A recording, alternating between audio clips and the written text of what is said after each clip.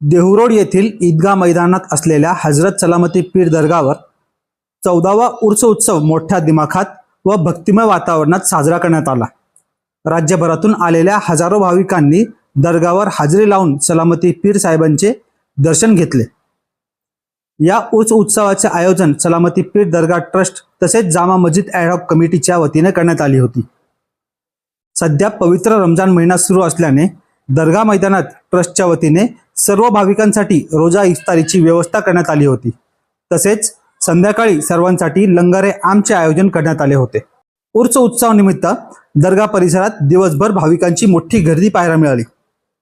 भक्तांनी प्रार्थना करून सलामती पीर यांच्या प्रती आपली श्रद्धा व्यक्त केली।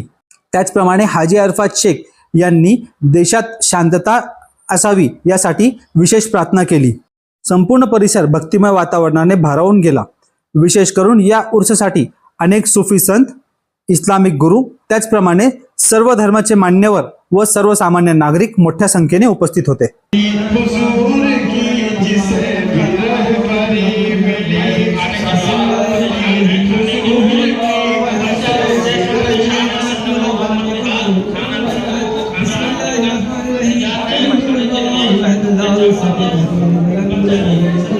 मेरे मौला करम अता फरमा दे, मेरे मौला रहम अता फरमा दे, रहम का करम का नुज़ूल अता फरमा, जो बीमार उनको शिफा फरमा, जो परेशान हाल है उनकी परेशानी को दूर कर दे। अल्लाह हमारे उम्मा और दीन की वो दराज़ी अता फरमा, अल्लाह उम्मा की इज्जत करने वाला बना, अल्लाह वलियों की इज्जत करने वाला बना, अल्लाह मेरे वालिद सलामती की उनकी दाद के दर्जात को बुलंद अता फरमा, खुसूसन मेरी मां की उम्र दराज़ी अता फरमा, मेरे बच्चों की उम्र दराज़ी अता फरमा, मेरे यासर रशी आलपी अली शाह जान सुल्तान के मुकद्दर दुआ के या अल्लाह करम अता फरमा, अल्लाह सबको देने वाला बना। देखिए, आज का 14 साल वावरू से हजरत सूफी सलामती पीर रहमतुल्लाह अलैह देहूरोड पुना। मैं मानता हूँ कि देहू ये संत तुकाराम महाराज की भूमि है और इस भूमि से मोहब्बत ही बरसा है, बरसते रहेगा। वही सीख मेरे पिताजी हजरत सूफी आलमगीर शाह कादरी रहमतुल्लाह अलैह ने मुझे दी बचपन से कि ये गाँव संतों का गाँव है, पीरों का गाँव है, यहाँ पे मोहब्बत बढ़ता है।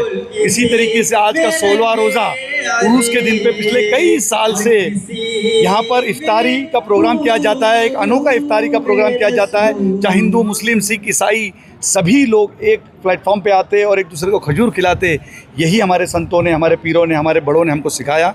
ये हाजी अरफात शेख उनके कदम पे कदम चलकर कोशिश करता रहता है कि सभी लोगों को अपने साथ में लेकर जोड़ के रहूं और मेरे महाराष्ट्र का जो अल्पसंख्यक समाज का ज़्यादा से ज़्यादा इस सरकार से किस तरीके से भला कर सकूं।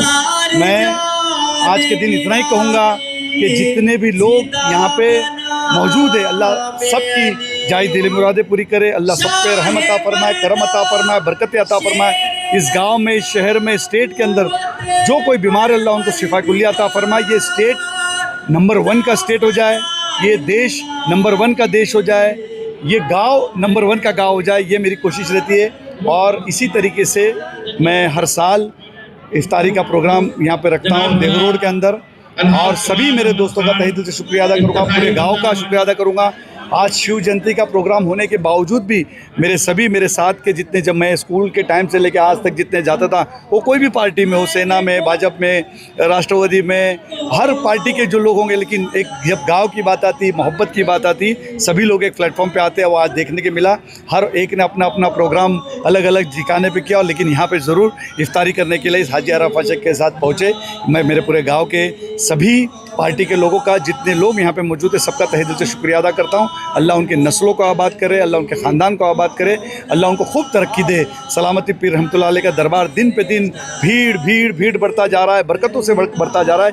यही अपने आप में एक बड़ी बात है। मैं अपने वालिद को बेपनाह चाहता हूँ, आई लव माई फादर, और मैं यही सोचता हूँ कि जो माँ बाप ने हमको बचपन से पाल पोस के इस जगह पे लाए, उसका हम कभी कर्ज अदा नहीं कर सकते। ये मैं कोशिश करते रहता हूँ कि उनके दुनिया से पर्दा होने के बाद एक पीर की पदवी जब उनको मिली, 16-17 साल मैंने मेरे पिताजी आलमगीर शाह कादरी को सोते हुए नहीं देखा था, जो जानमाज के ऊपर ईशा की नमाज के बाद जाया करते थे, फजर तक जाते थे और दुआ करते थे। एक संत की पदवी मिलने के बाद उन्होंने अपनी ज़िंदगी को एकदम बदल दी थी।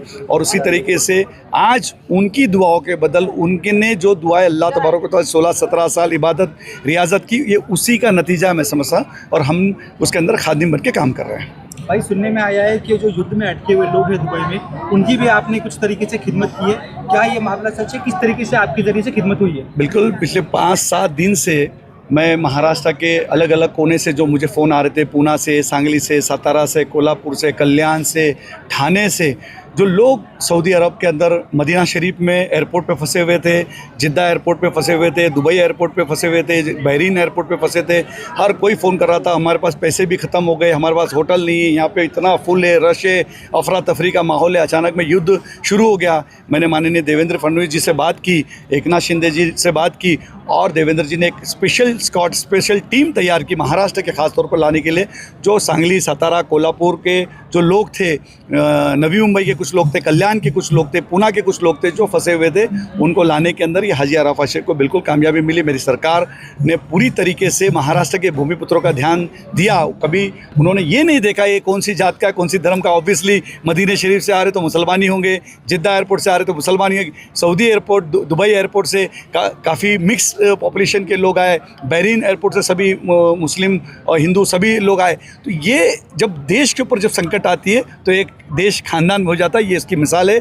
मैं उन लोगों को हमेशा ये जवाब देता रहूँगा कि जब बात करते देश की, स्टेट की, जब बातें करते, जात पात की बातें होती, जब ऐसी वक्त आती तो पूरी सरकार पूरी ताकत के साथ इंडियंस बोल के खड़ी होती।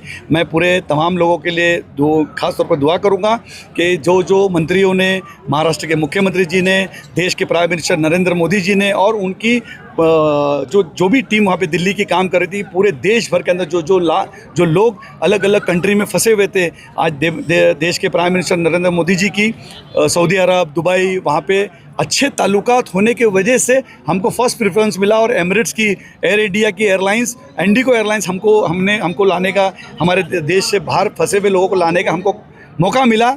और सभी दोस्तों से कहूँगा और उन लोगों से कहूँगा कि फ्री ऑफ चार्ज के अंदर सभी लोग आए। मुंबई और महाराष्ट्र में एकनाथ शिंदे जी ने और देवेंद्र जी ने वहाँ पे फ़्लाइट से बात की, और जो लोग एयरपोर्ट फंसे हुए थे कोई टिकट नहीं, फ्री ऑफ चार्ज में आए। ये भी मैं बताने में हिचकिचाऊँगा नहीं। उन लोगों के लिए जवाब है कि जब संकट आती है तो हम देश खानदान बन के खड़ा होता है। और मैं उन लोगों से दुआ करूँगा पूरे महाराष्ट्र भर में कि जहाँ लोग इफ्तारी कर रहे, रोज़े रख रहे, इस महाराष्ट्र पर, इस देश पे कभी कोई संकट ना आए।